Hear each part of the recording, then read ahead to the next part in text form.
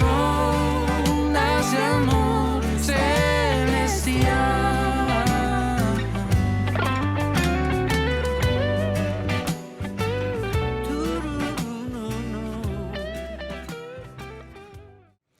Hola, buen día, muy bienvenidos queridos hermanos, queridas hermanas a este primer domingo del mes de agosto.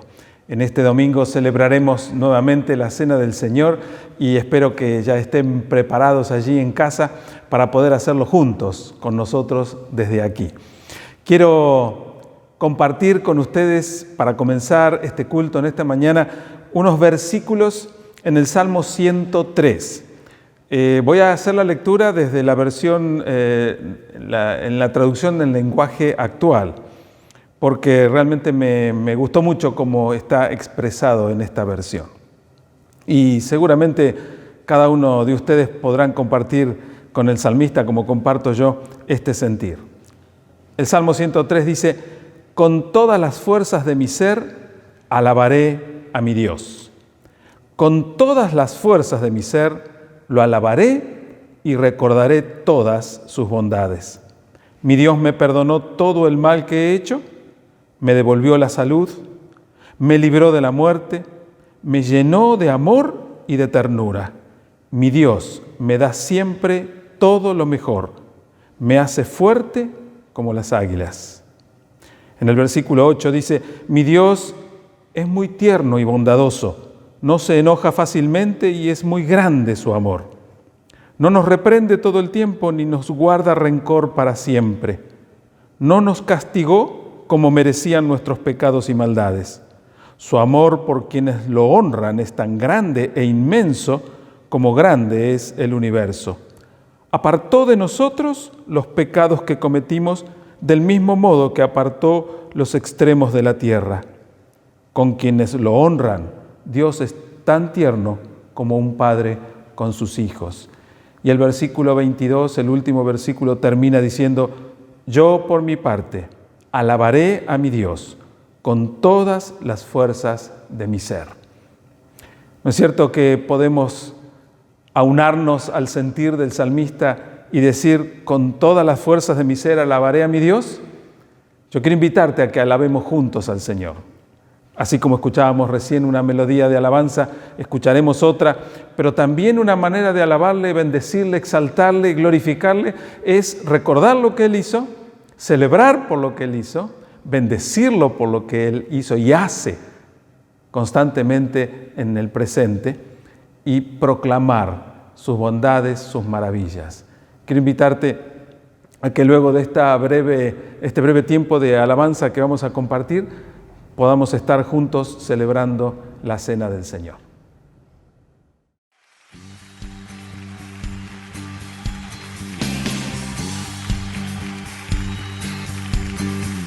Aquel que nos amó, testigo fiel, exaltaré al que es principio y fin, al gran yo soy, adoraré. Amó, testigo fiel, exaltaré al que es principio y fin, al gran yo soy, adoraré a Jesús mi Señor, resplandor de la gloria de Dios, a Jesús mi gran Rey, alabanza y honra daré. Amó, testigo fiel, exaltaré al que es principio y fin, al gran yo soy, adoraré a Jesús mi Señor, resplandor de la gloria de Dios, a Jesús mi gran Rey, alabanza y honra daré. Señor, resplandor de la gloria de Dios, a Jesús mi gran Rey, alabanza y honra.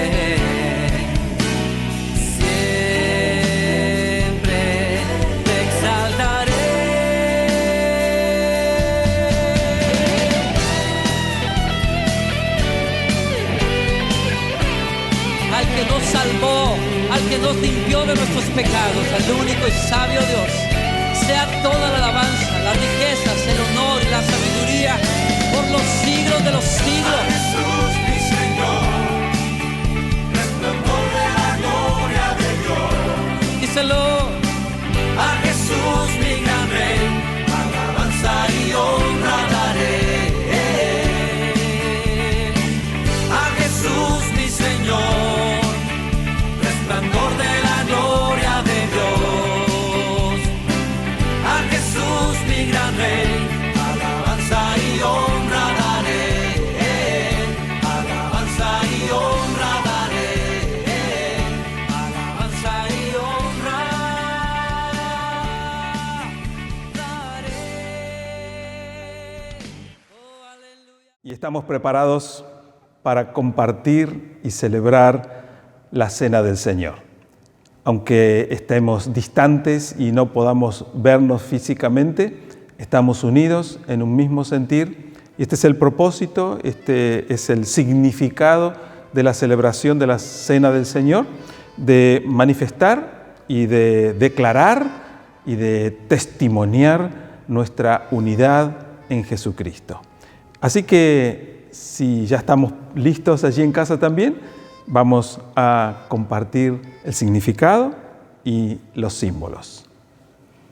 Porque yo recibí del Señor lo que también os he enseñado, que el Señor Jesús, la noche que fue entregado, tomó pan y habiendo dado gracias, lo partió y dijo: tomad, comed, este es mi cuerpo, que por vosotros es partido. Haced esto en memoria de mí. Y así como el Señor Jesús dejó establecida esta celebración y el apóstol Pablo lo recordaba y lo enseñaba a los corintios, lo hacemos de esta manera.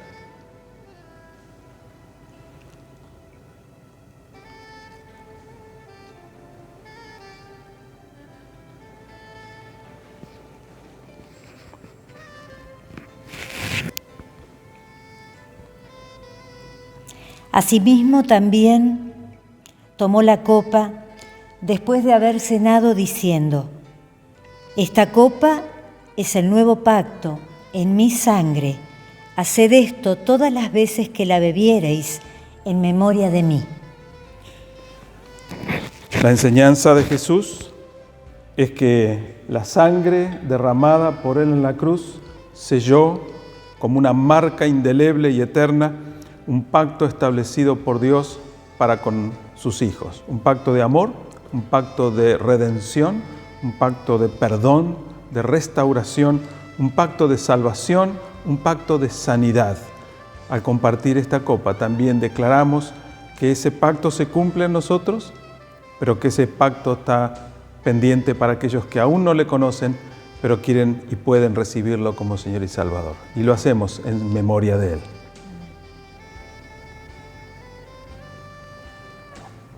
Amado Señor, te alabamos, te bendecimos y te damos tantas gracias, porque en un mismo sentir, bajo la guía de un mismo Espíritu, con la salvación de nuestro Señor, podemos agradecer, celebrar, bendecir y proclamar que esa sangre preciosa derramada en la cruz, que ese cuerpo martirizado, lastimado, lacerado y atravesado por clavos y lanza, ofrecido voluntariamente en la cruz, fueron el sacrificio necesario para que nuestros pecados fueran perdonados.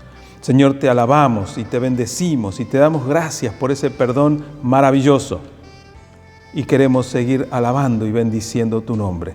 Lo hacemos en el nombre de Jesús. Amén.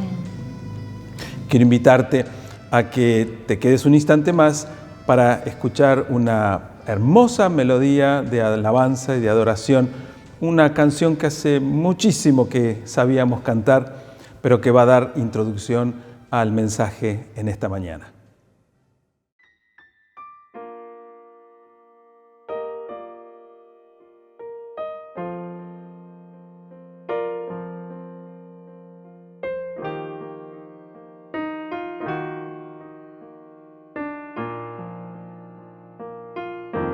Yo quiero ser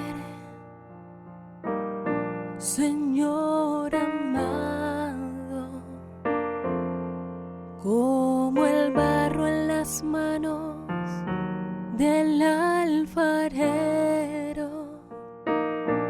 Toma mi vida, hazla de nuevo.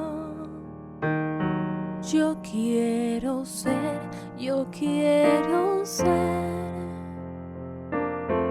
un vaso nuevo. Yo quiero ser, Señor amado, como el barro en las manos del alfarero. Toma mi vida y hazla de nuevo. Yo quiero ser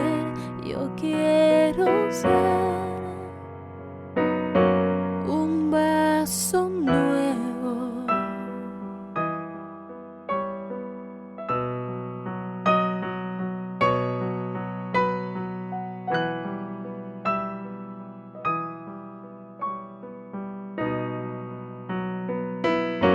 Yo quiero ser, Señor amado, como el barro en las manos del alfarero. Toma mi vida y hazla de nuevo. Yo quiero ser un vaso nuevo. Yo quiero ser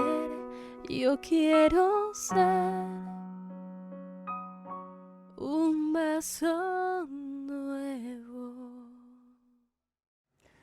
Y así como terminamos de escuchar esta antigua pero preciosa melodía que hace referencia a un pasaje de la Biblia, es precisamente a ese pasaje de la Biblia al que me quiero referir. Lo encontramos en Jeremías capítulo 18. En una ocasión, Dios le envió al profeta Jeremías a la casa del alfarero y le dijo: levántate y vete a la casa del alfarero, y allí yo te hablaré.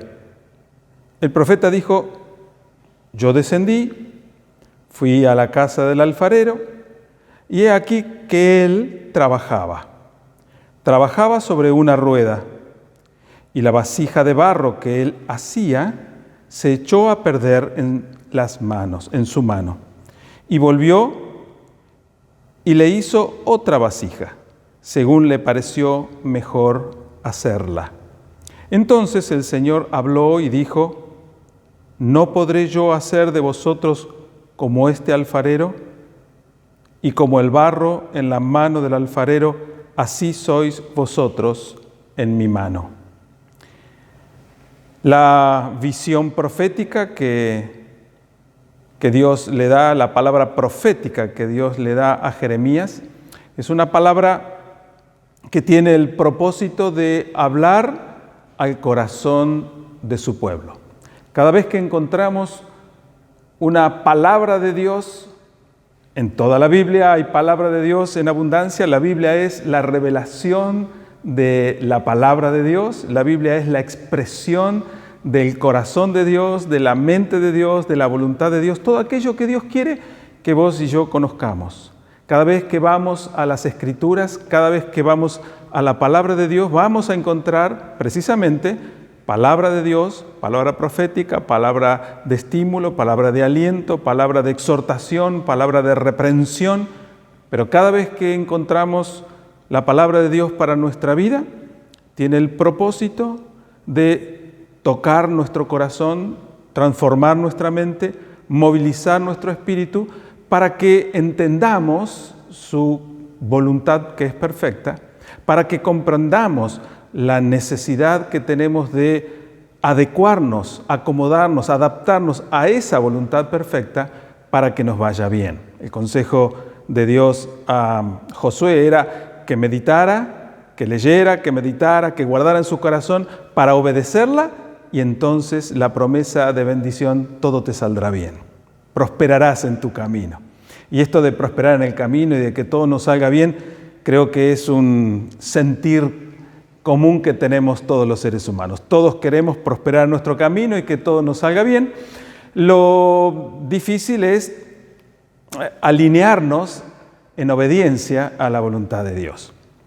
Dios está hablando a su pueblo a través del profeta Jeremías y quiere darle un mensaje sencillo, muy sencillo y claro de entender, muy directo, muy conciso, va al hueso derecho, no le da mucha vuelta. Y le está diciendo, quiero hacer con ustedes algo semejante, quiero tener la posibilidad de hacer con ustedes algo semejante a lo que hace el alfarero con el barro. Que cuando está trabajando con el barro, si el barro se le echa a perder o la figura que está armando, el vaso, el jarro, la fuente que está dándole forma en sus manos se avería, se rompe, se resquebraja o se desgrana o se deshace o se desarma, y esto puede ser por exceso de humedad o por falta de humedad o simplemente porque la circunstancia hizo que el alfarero viera que lo que estaba saliendo no era su voluntad. Él pudiera tomar otra vez ese barro, amasarlo nuevamente y darle otra vez la forma que él tiene en su mente. La diferencia del barro con nosotros es que el barro es un material inerte y sin voluntad, y nosotros somos todo lo contrario. Dios nos ha dado una voluntad y nos ha dado un libre albedrío, y nosotros aprovechamos eso para decidir sobre nuestra vida sin entender que si no seguimos la dirección de Dios, la voluntad de Dios, las cosas se pueden corromper, romper, estropear, arruinar en nuestra vida. Y lo que Dios está diciendo en este pasaje es que Él quiere darle a nuestra vida una nueva oportunidad. Así como ese barro que se echa a perder en la mano del alfarero, el alfarero lo puede tomar, volver a amasar para dar una nueva oportunidad de transmitir su forma, su idea en esa masa de material. Dios puede hacer con nosotros. Dios siempre está trabajando para darnos una nueva oportunidad. Los seres humanos somos seres caídos por el pecado y pervertidos y corrompidos precisamente a causa del pecado, y siempre hay una lucha espiritual en nuestro interior, seamos o no seamos conscientes, y en esa lucha espiritual estamos tratando de ser siempre mejores a nosotros mismos inconscientemente, pero conscientemente tratamos de ser mejores a los demás y tratamos de superarnos y tratamos de demostrar esa superación y demostrar esa superioridad.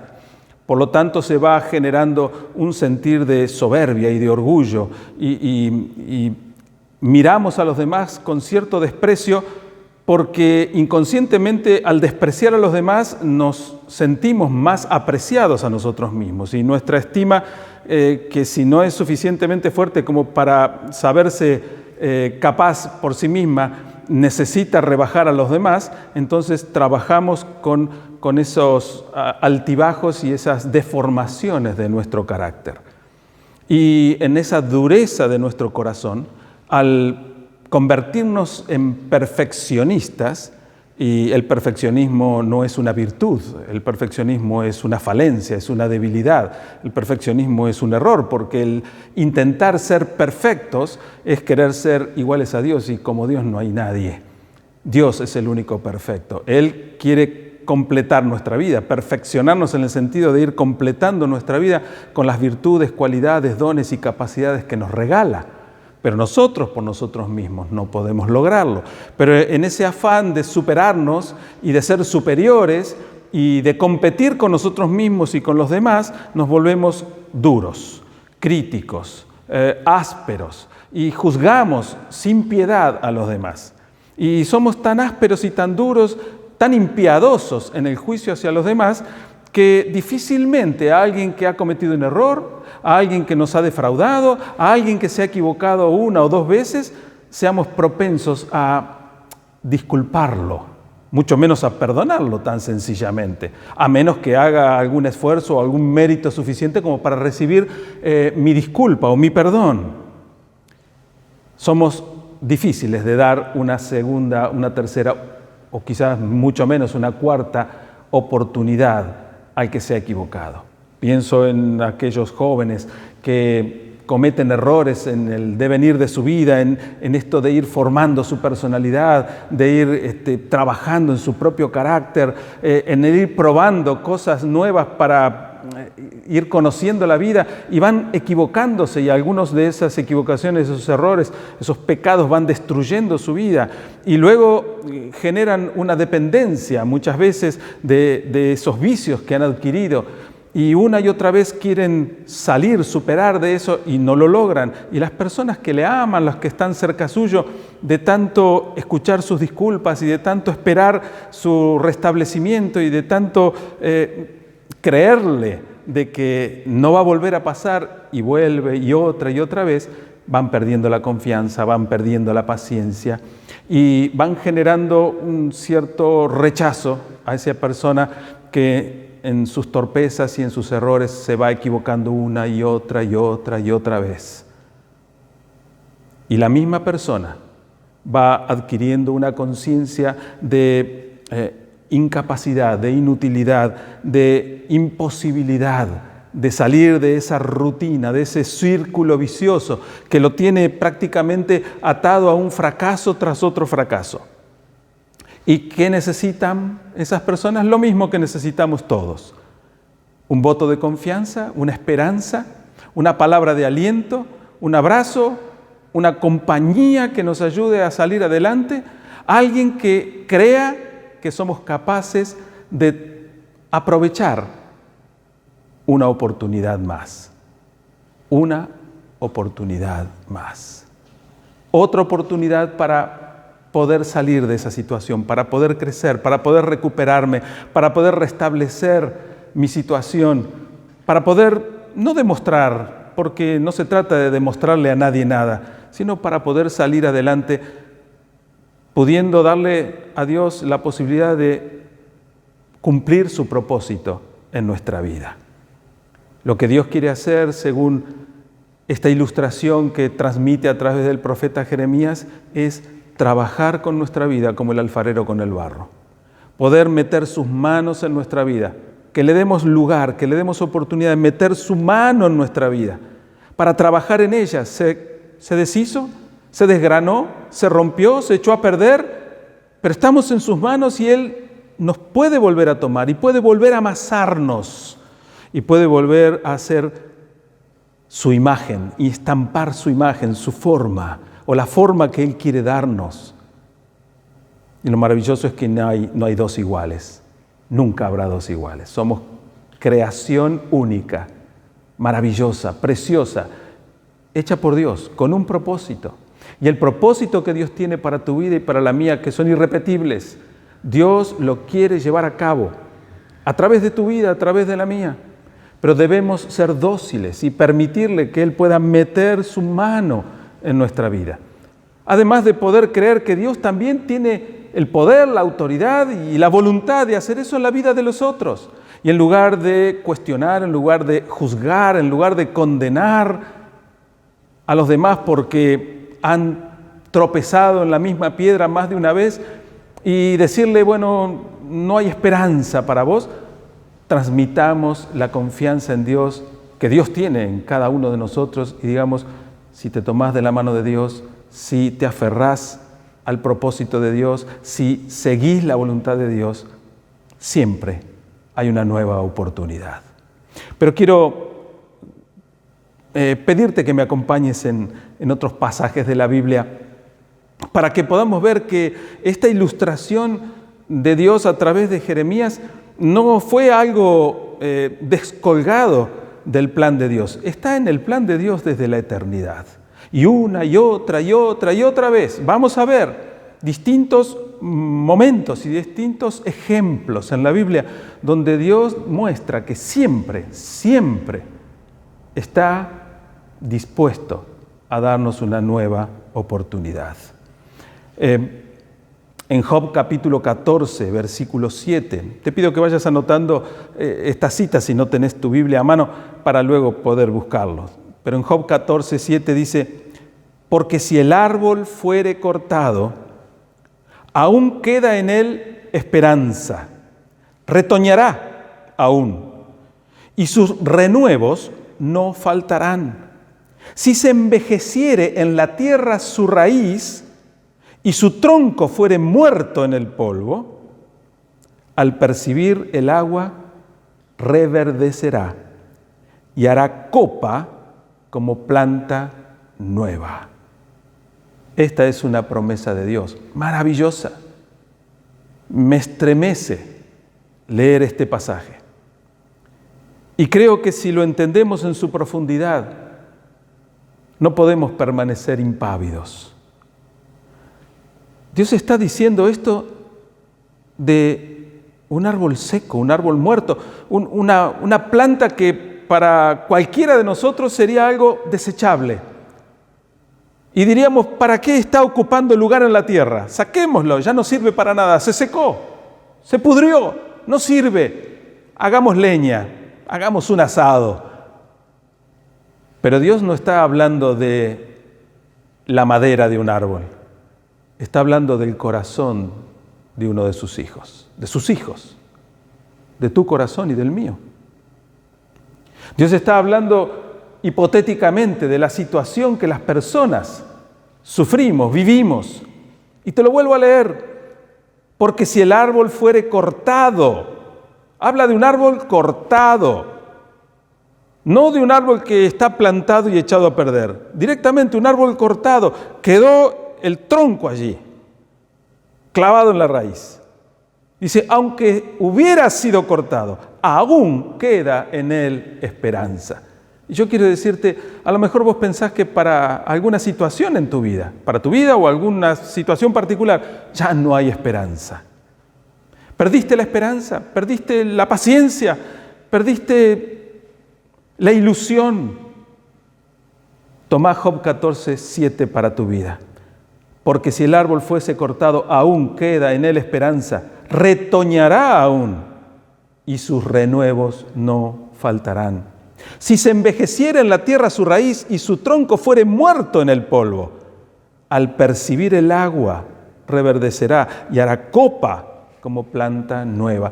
Hay palabra profética de Dios para tu vida y para la mía, de que si estamos cerca de abrevar el agua fresca y nueva de la bendición de Dios, del Espíritu de Dios, del propósito de Dios para nuestra vida, vamos a reverdecer. No importa las veces que nos hayamos equivocado, no importa las veces que hayamos fracasado, no importa las veces que hayamos tropezado, caído y lastimado, hay esperanza para tu vida si la buscas de la mano de Dios.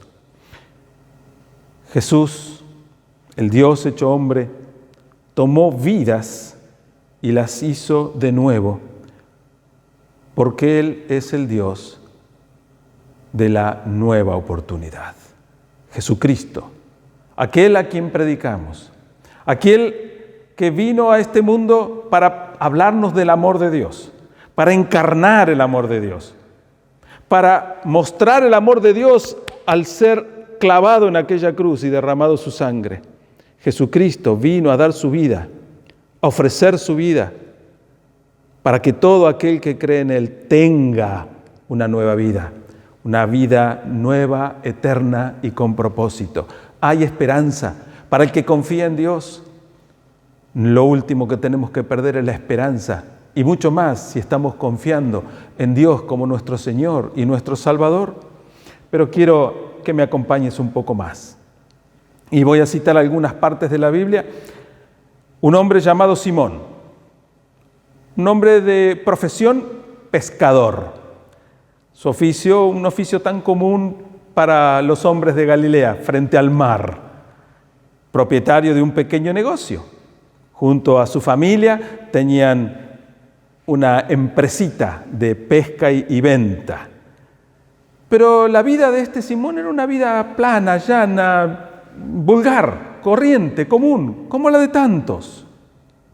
No era mala, pero tampoco era extraordinaria. No se preocupaba mucho de el ayer o el mañana, con que tuviera los pescados suficientes para comer y vender esta semana y un poquito más, algunas canastas de peces y de pescados para el mes, estaba por demás de contento.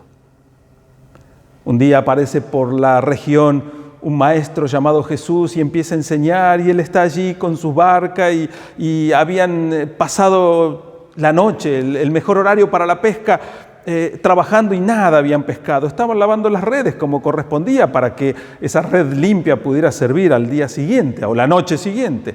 Y Jesús le pide subir a su barca para alejarse un poco de la orilla y poder, tomando distancia de la multitud que lo rodeaba, poder hablar con mayor amplitud. Y luego de terminada la predicación le dice a Simón: ¿por qué no navegamos un poquito hacia adentro del mar? Bueno, Simón está allí y sí, maestro, no se iba a negar al pedido de este personaje, de esta persona tan influyente y conocida. Y están navegando hacia el centro del lago y Jesús le dice: echen las redes para sacar peces. Y Pedro, en ese momento, un hombre avesado en la tarea del pescador, conocedor de su trabajo, sabía que a esa hora no era hora de pesca. La mejor hora era la que ellos habían pasado toda la noche y no habían pescado nada. Entonces no puede contenerse, no quiere refutar al maestro y le dice: maestro, hemos trabajado toda la noche y no pescamos nada, pero bueno, en tu nombre lo hago, es decir, porque vos me lo pedís, lo hago. Y tira la red y conocemos la historia, ¿no? La red sale tan llena de peces que no la pueden levantar. Y tienen que pedir ayuda a otras embarcaciones para que vengan, y entre todas sacan la red y llenan las barcas y desborda. Y queda impresionado, atemorizado, impactado por lo que acaba de suceder. Cae de rodillas y le dice: Señor, toma distancia de mí porque soy un hombre pecador. Y Jesús lo mira fijamente a los ojos, a este hombre sencillo, embrutecido por la tarea de todos los días, un hombre sin letras, del vulgo, y le dice: no temas, porque desde hoy serás pescador de hombres. La vida de Simón es transformada de un momento al otro, cambia rotundamente. Una nueva oportunidad para vivir, una nueva oportunidad para experimentar la existencia, una nueva oportunidad para conocer al Señor de señores, al Maestro Jesús. Y este mismo Simón, que acompañó a Jesús con otros discípulos durante los años del ministerio de Jesús, aquel que llega a compenetrarse tanto del trabajo y del ministerio de Jesús que hacen un equipo, y él es del equipo más cercano todavía, más íntimo de Jesús. Cuando llega la hora de la traición de Judas y del juicio para condenar a Jesús, este Simón, tan cercano, lo niega 3 veces. El corazón de Simón queda destruido. Sale a llorar cuando se da cuenta de lo que hizo. Pero 3 días después, cuando Jesús, ya resucitado, va apareciendo a los discípulos, se vuelve a acercar a Simón y le da una nueva oportunidad. Y le dice: si me amás, apacentá a mis corderos. ¿Quién diría que este Simón, que había sido del círculo más íntimo de Jesús y que lo niega, lo traiciona de alguna manera, lo niega a último momento, podría ser amado de tal manera y restaurado de tal manera que reciba una nueva oportunidad? Porque Jesús es el Señor de las nuevas oportunidades, para Simón pero también para nuestra vida. También la Biblia nos habla de un recaudador de impuestos. Y los recaudadores de impuestos eran de ese grupito de judíos más despreciados por sus judíos, por su propio pueblo.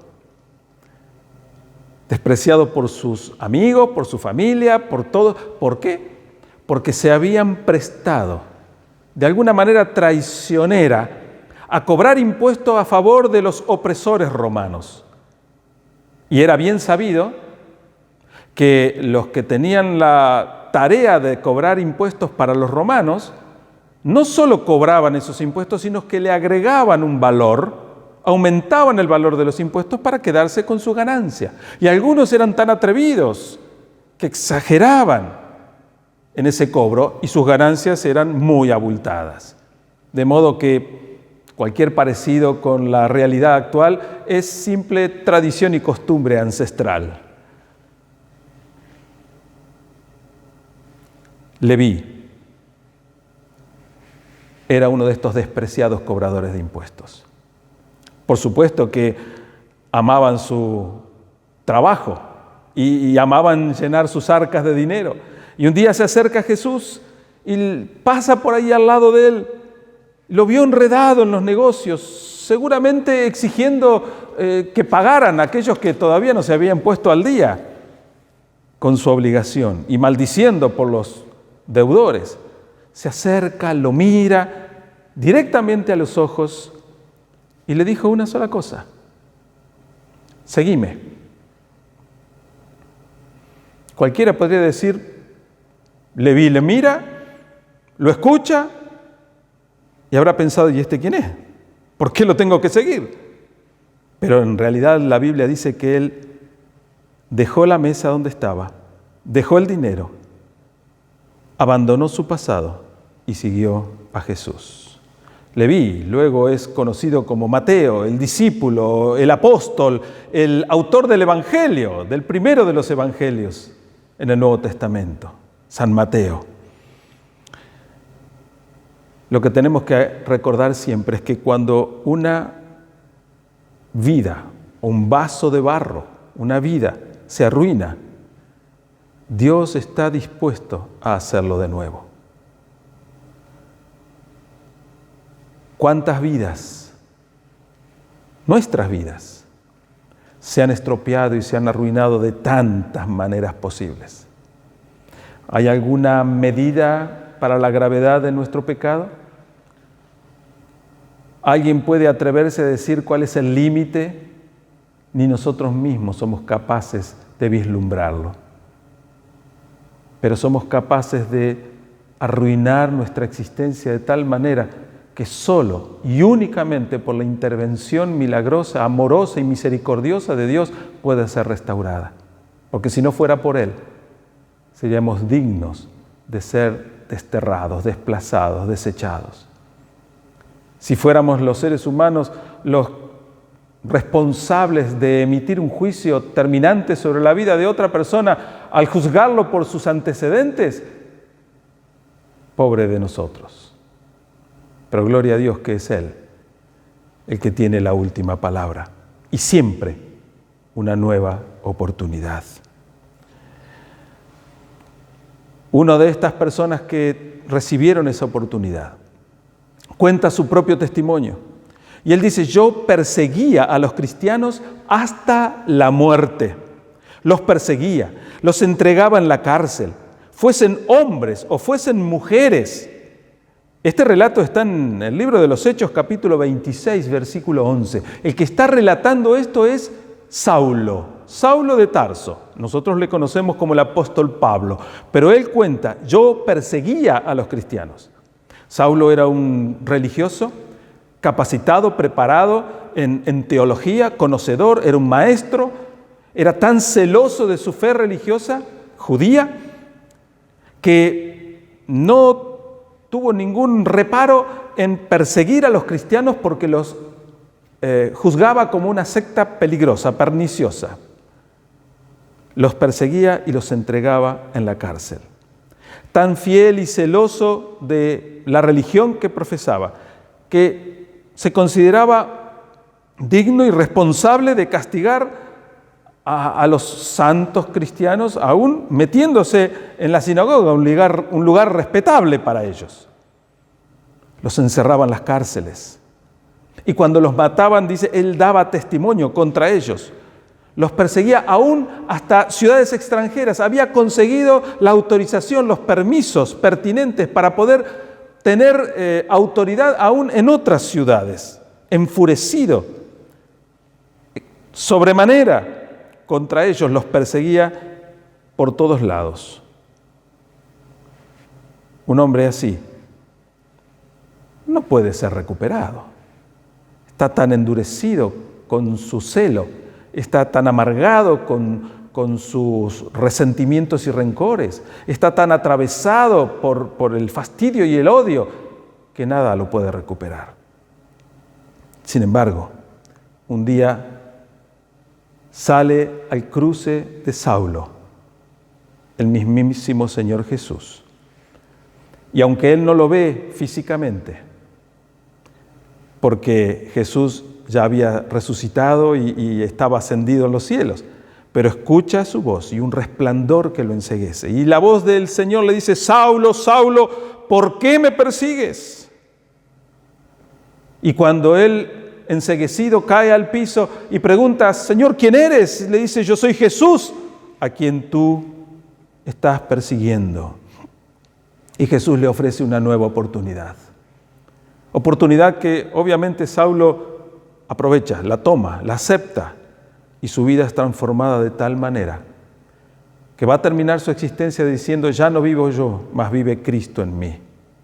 Y lo que vivo, lo vivo en la fe del Hijo de Dios, que me amó y se entregó a sí mismo por mí. Hoy estamos escuchando cada día y varias veces por día tristísimas y lamentables noticias de crímenes que se cometen una y otra vez en distintas localidades y barrios de la ciudad. Asaltantes, criminales, asesinos, impiadosos, cansados ya de tanta noticia nefasta. Puede ser que en el corazón tuyo y en el mío brote una expresión de decir: ¿hasta cuándo? ¿Cuándo van a terminar con eso? Y aún desear que esa gente ya quemada, ya destruida por los vicios o por la mala vida, sea encerrada en una cárcel o que muera en un enfrentamiento policial. Los peores sentimientos pueden brotar de nuestro corazón. ¿Por qué? Porque nos ponemos en esa condición de jueces, porque yo soy mejor, porque yo soy superior, porque yo no he caído tan bajo, porque yo no he cometido tales atropellos ni maldades, porque yo soy digno de juzgar a los demás. ¿Creeríamos acaso que esas personas que matan a quemarropa solo por robar un celular sean dignos de una segunda o tercera o cuarta oportunidad? ¿Somos dignos de esperar que alguien trabaje en sus vidas para restaurarlos? Estamos descreídos de todo. Y por estar descreídos y desconfiados, a veces nos resulta mucho más sencillo elegir la solución más simple, la más sencilla y la más aberrante. Pero Dios les ama también. Y hay un caso en la Biblia que todos conocemos seguramente, un ladrón digno de la muerte. Este ladrón, por sus fechorías, estaba condenado a muerte, y en el mismo lugar de su muerte le toca, por suerte, estar al lado de Jesús, en la cruz de al lado. Jesús rodeado por dos criminales, uno desafiando a Jesús con su falta de fe, el otro aceptando su condición, reconociendo su castigo. Y él dice: sí, yo me lo merezco, pero tú no. Y en ese momento, antes de ser sentenciado a la muerte, tiene el tiempo suficiente para clamar a Jesús y decirle si había salvación para él. Y Jesús le dice, hoy mismo hay salvación. Porque él creyó en Jesús, porque buscó a Jesús, porque clamó a él, porque se arrepintió reconociendo su pecado. Jesús le dijo, hoy mismo estarás conmigo en el paraíso. Jesús es el Señor de la segunda oportunidad, de una nueva oportunidad. En otra ocasión, una mujer adúltera que se salvó por un pelito de que la mataran. Allí estaban un grupo de hombres religiosos, porque sabían citar las Escrituras,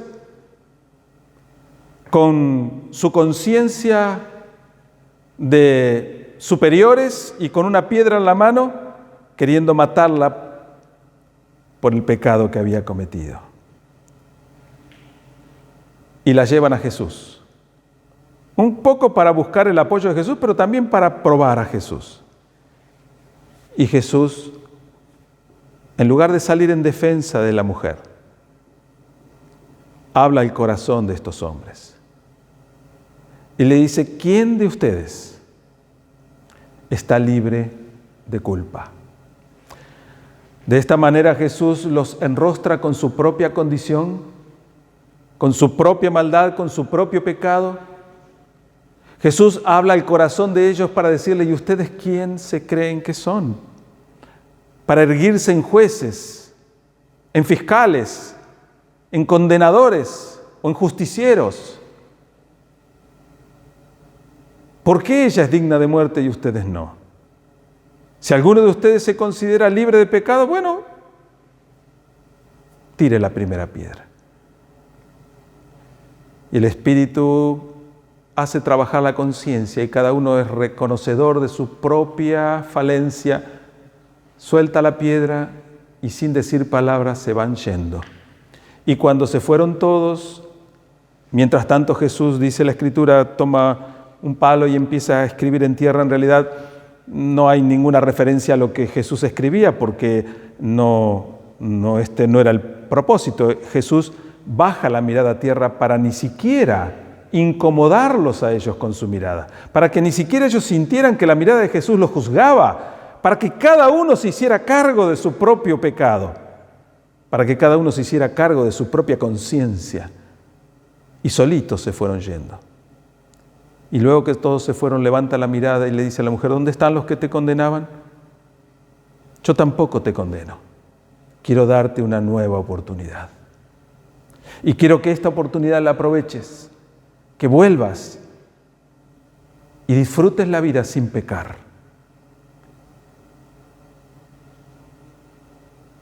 Qué hermoso es tener una nueva oportunidad, saber que tenemos una nueva oportunidad, no para aprovecharnos de esa oportunidad, para pecar libremente, total, Dios es tan bueno que me va a dar oportunidad. Dios no es alguien manipulable para que pequemos conscientemente, adrede, y que Él nos siga dando oportunidades. Dios da oportunidad a aquel que se arrepiente de su pecado. Y arrepentirse del pecado significa entender la condición, entender la situación, entender la gravedad y disponerme a no repetirlo. El verdadero arrepentimiento no es sentir lástima o pena por lo que hice mal, sino tratar de corregirlo si puedo, pero decidir no repetirlo nunca más. Por último, quiero hablarte acerca de la historia de un hombre que arruinó su vida. Seguramente también la conocemos, hemos hablado alguna vez también de esta situación. De aquel hijo menor que va a su padre y le dice, papá, quiero vivir mi vida, no quiero pasarme la vida en el campo como vos y envejecer acá, quiero que me des la parte que me corresponde de la herencia y quiero disfrutarla. El relato de Jesús dice que este padre apartó el dinero que le correspondía a este hijo de su herencia y se lo dio. Este hijo se preparó y se fue. Se fue sin más, sin sentir remordimiento ni ninguna molestia. Se fue. Y cuenta Jesús que estando ya lejos, en una provincia apartada, malgastó su dinero con amigos, con mujeres, con vicios, hasta que no le quedó nada. Y cuando no le quedó dinero, tampoco le quedaron amigos, ni mujeres, ni diversión. Y a tal punto llegó la situación de este joven que no tenía ni para comer.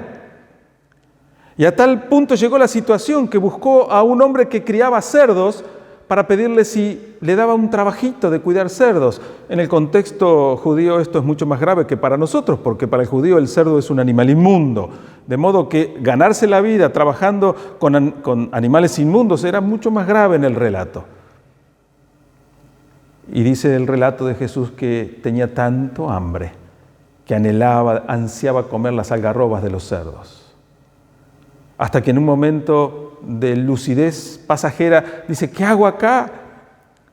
Si mi padre tiene obreros trabajando que están en muchísima mejor situación que yo, ¿qué hago acá con mi orgullo, con mi soberbia, con mi torpeza? Voy a volver a la casa de mi padre y le voy a decir que, aunque no soy digno de ser llamado su hijo, porque yo lo maté al pedirle la herencia, que por lo menos me considere un peón y me dé trabajo para no vivir de esta manera tan ruin y miserable. Y toma decisión, se levanta y sale, y cuando ya está llegando cerca del campo de su padre lo ve venir de lejos y sale corriendo a recibirlo. Seguramente los amigos de su padre, los conocidos, los familiares, y por supuesto se menciona en el relato al hijo mayor, al hermano mayor de este joven que se había ido, van a cuestionar a este padre, porque ¿por qué le vas a dar otra oportunidad a este miserable que arruinó tu vida, que te amargó, que te sacó el dinero tuyo, que te sentenció a muerte aún estando en vida, que fue y la dilapidó con mujerzuelas, con amigos, en borracheras y vicios? ¿Por qué darle una nueva oportunidad? Él dijo, porque es mi hijo. Y porque para mí estaba muerto y ahora vive. Esa es la palabra de Dios. Ese es el amor de Dios. Mi hijo estaba muerto y ahora está vivo. Y no solo lo recibe con un abrazo y se cuelga de su cuello, sino que cuando lo ve vestido de harapos y sin calzado, le dicen, saquen esta ropa y denle un vestido nuevo y pongan calzado en su pie y un anillo para que se vea elegante. Y maten a ese becerro que venimos preparando para una fiesta, mátenlo hoy y hoy vamos a hacer fiesta. Porque he recuperado a mi hijo. El hijo balbucea esta oración que había preparado y dice, pequé contra el cielo y contra ti, no soy digno de ser llamado tu hijo, bla, bla, y el padre ni lo escucha, el padre no le presta atención a sus palabras, porque lo que el padre le importaba era que su hijo había vuelto y tenía la oportunidad de darle una nueva oportunidad.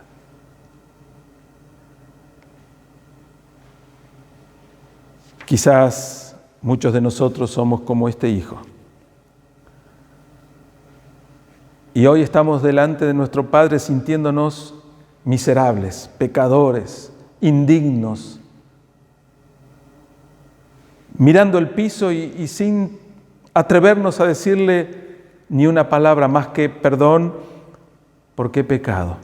El Señor no escucha esa palabra. El Señor no necesita que le pidamos perdón porque Él ya nos perdonó. Porque hace más de 2000 años Él derramó su sangre en la cruz para perdonar nuestros pecados y limpiarnos de toda maldad. Si reconocemos nuestros pecados, si los confesamos, si estamos dispuestos a apartarnos de ese pecado, el perdón de Dios ya ha sido otorgado. Debemos entender esto y decirle gracias, Señor. En lugar de pedir perdón, digámosle gracias, Señor, porque me perdonaste aún antes de que pecara. Tu perdón ya está decretado, ya está otorgado, ya está dado. Hace 2000 años, antes de que yo naciera, mi pecado ya estaba perdonado. Por eso quiero darte gracias. Jesús, el Dios de la nueva oportunidad, tiene un lugar en su casa para vos. Él desea cambiar tus harapos por vestiduras nuevas. Él quiere cobijarte con un abrazo de reconciliación. Él quiere alegrarse y celebrar y festejar porque has venido a su presencia arrepentido, aceptándole como tu Salvador. El Dios de la nueva oportunidad quiere que de ahora en más tu vida sea nueva, diferente. Una nueva oportunidad es para todos. No conoce edad, nivel social o raza. Conoce de misericordia, conoce de amor, conoce de gracia. Muchas personas caminan hoy por las calles con sus vidas hechas pedazos, anhelando una nueva oportunidad. Quizás tú seas una de ellas. Jesús es el Señor de la nueva oportunidad. Acéptale hoy. Recibilo hoy como tu Señor y Salvador. Entregale tu vida a Él. Arrepentite y confesá tus pecados. Apartate de esa práctica y recibí a Cristo como el Señor y Salvador de tu vida. Yo quiero bendecir tu vida y quiero orar por vos.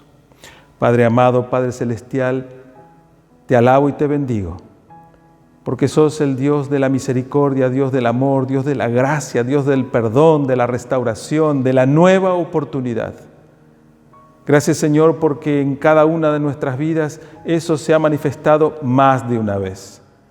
Pero aún tu gracia abundante está ofrecida y al alcance de todo aquel que crea en ti, que te reciba como su Señor y Salvador. Yo oro por aquellas personas que hoy están escuchando este mensaje, para que arrepentidos de su pecado, te inviten a ser el Señor y el Salvador de sus vidas, te reciban en su corazón. Oro por ellos para que tu Espíritu Santo les llene, les transforme y les muestre tu gracia y voluntad. En el nombre de Jesús. Amén.